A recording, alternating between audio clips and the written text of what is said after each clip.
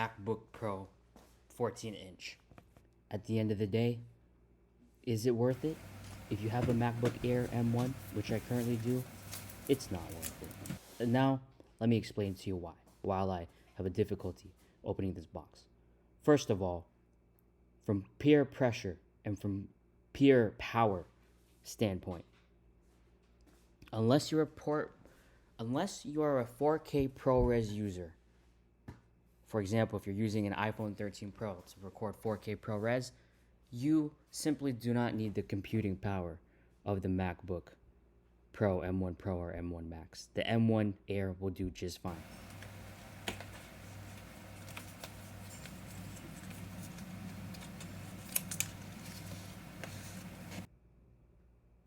You love to see it. Blue, black, Apple stickers. You love to see it. Now, let me continue again why the M1 Pro and M1 Pro Max or M1 Max MacBooks are probably not worth your time unless, again, you are a ProRes 4K user.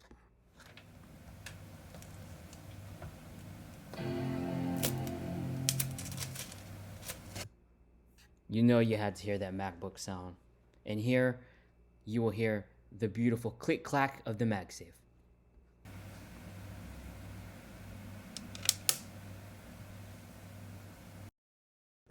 Absolutely wonderful. Wouldn't you agree? Now, let's continue on with this unboxing / review. Again, the M1 MacBook Pro 14-inch and 16-inch 2021 M1 Pro, M1 Max models are absolutely beautiful. They're gorgeous. The notch, it's gorgeous. Everything about this is gorgeous. Just take a look at this B-roll. From every angle you look at this computer, it's gorgeous. It's absolutely gorgeous. You can zoom in on it, it's gorgeous. But you're not buying this computer. Look at this keyboard. My God, my goodness, gorgeous. Again, you're not, but oh my God, look, more of this keyboard. Absolutely gorgeous. Now let me do my Johnny Ive voice. The MacBook Pro, it's quintessentially the reason and the beginning of Apple.